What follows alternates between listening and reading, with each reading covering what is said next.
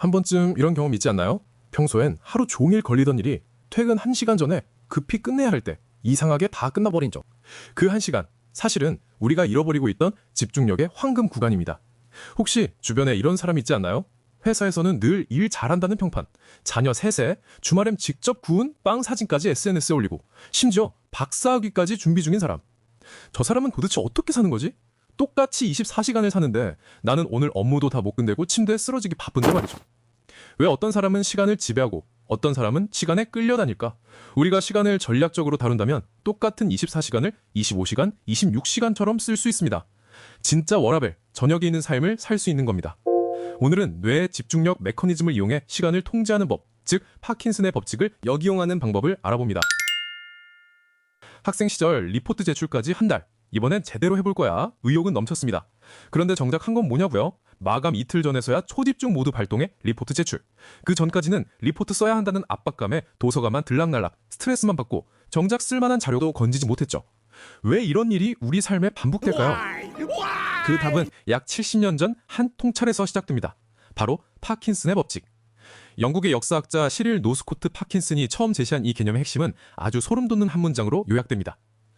일은 그 완료를 위해 주어진 시간을 채우도록 팽창한다.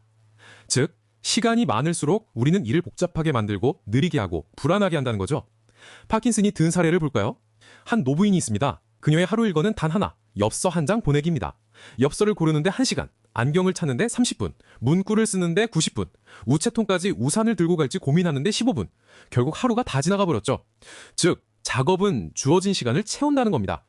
우리도 그렇지 않나요? 일을 끝내는데 1시간이 주어지면 1시간 안에 끝내지만 일주일이 주어지면 그 일주일을 꽉 채워서 일하죠. 1999년 실험에서도 확인됐습니다. 실험 참가자들에게 4세트의 사진을 검토하게 했는데 연구진이 어느 순간 마지막 세트는 취소됐다고 알리자 남은 작업의 속도가 오히려 느려졌어요. 즉, 사람들은 일의 양이 아니라 시간에 맞춰 속도를 조절한다는 거죠. 역효과는 이뿐만이 아닙니다. 시간이 많으면 아직 여유 있어 하면서 미루고 쓸데없이 다듬고 이것도 넣어볼까 하면서 오히려 비효율의 늪에 빠집니다. 그 결과 단순하게 처리할 수 있는 일이 복잡해지고 집중력은 온데간데 없고 결국 시간에 끌려다니는 삶이 반복되죠. 이런 삶 지긋지긋하지 않나요? 이 악순환 어떻게 끝낼 수 있을까요? 바로 파킨슨의 법칙을 역으로 활용하는 겁니다. 핵심은 하나, 시간을 줄이면 집중력이 폭발한다. 아까 한 달짜리 리포트 마감 이틀 전에 몰아치기로 끝냈던 이야기 기억나시죠? 그게 왜 가능했을까요? 바로 시간 제약이 최대 집중력을 발휘하게 했기 때문입니다. 시간이 촉박하면 뇌가 바로 해치우자 모드로 전환하죠. 혹시 마감일은 넉넉하게 잡아야 퀄리티가 올라가지 라고 생각하시나요? 이 생각 오히려 우리한테는 독이 될 수 있어요. 왜냐고요?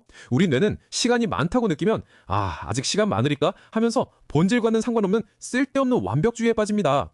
이 폰트가 더 나올까? 저 자료도 더 찾아볼까? 하면서요. 그렇다면 어떤 전략을 써야 할까요? 첫 번째 전략은 초단기 마감을 정하는 겁니다. 즉, 해야 할 일에 맞춰 시간을 의도적으로 압축하는 겁니다. 이건 단순히 빨리 끝내기가 아니라 뇌의 집중력 시스템을 가동시키는 전략이에요. 우리가 마감을 멀리 잡으면 뇌는 여유 있다고 착각하죠. 시간 낭비하는 이유입니다. 하지만 마감이 코앞으로 오면 두뇌는 즉시 지금 끝내야 해 모드로 전환하며 불필요한 생각을 차단하고 핵심에만 몰입합니다. 단 비현실적인 데드라인 설정은 금물.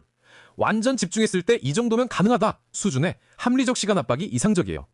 기억하세요. 시간 압박은 스트레스가 아니라 두뇌의 에너지를 한 점으로 모아주는 트리거라는 걸. 시간이 많으면 일은 복잡해지고 느려진다. 시간이 적으면 일은 단순해지고 집중된다. 이게 바로 초단기 마감의 힘입니다. 두 번째 전략은 타임박싱. 한마디로 말해 정한 시간에 일을 완료하도록 하는 기술이에요. 보통 우리는 일을 끝낼 때까지 한다고 생각하죠. 그런데 타임박싱은 완전히 반대예요. 이 시간 안에 끝낸다. 예를 들어 오늘 밤 리포트 써야지가 아니라 오늘은 리포트 서론만 45분 안에 완성. 이렇게 딱 시간 상자를 만들어 넣는 거죠. 시간을 딱 정해두면 우리 뇌는 빨리 해야겠다라고 인식하면서 자연스럽게 가장 중요한 일에만 스퍼트를 냅니다. 책 타임박스의 저자인 경영 코치 루시아나 폴리스도 이렇게 말합니다. 타이트하고 현실적인 마감일은 두뇌가 시간 압박을 인식하게 만들어 집중력과 효율성을 동시에 높인다. 여기서 중요한 건 완벽이 아니라 완료를 목표로 삼는 거예요. 게임할 때 라운드 제한 시간이 있잖아요. 그거랑 똑같습니다. 제한 시간이 딱 주어지면 우리는 본능적으로 가장 중요한 행동에 집중하죠. 예를 들어 시험 공부라면 한 단원 다 봐야지가 아닌 30분 동안 핵심 개념만 정리. 보고서 작성이라면 완벽하게 써야지가 아닌 1시간 안에 개요잡기. 이렇게 시간을 먼저 정하면 완벽주의가 들어올 틈이 없어지고 손은 빨라지고 결과는 명백해집니다. 결국 타임박싱은 시간을 쪼개는 기술이 아니라 집중력을 설계하는 기술이에요. 파킨슨의 법칙은 말합니다. 일은 그 일을 끝내기 위해 주어진 시간을 모두 채우도록 늘어난다. 하지만 우리가 그 시간을 의도적으로 줄이면 이 법칙은 비효율의 덫이 아니라 몰입의 무기가 됩니다. 시간을 압축하면 일이 단순해지고 잡생각은 사라지며 오직 핵심만 남습니다. 오늘 기억하세요. 초단기 마감을 설정하고 타임박싱으로 하루를 구획하세요. 그 순간 여러분의 뇌는 자동으로 몰입 모드에 들어갑니다. 더 이상 시간에 쫓기는 사람이 아니라 시간을 다루는 사람으로 바뀌는 거죠. 오늘의 액션 챌린지. 지금 해야 할 일 하나 고르세요.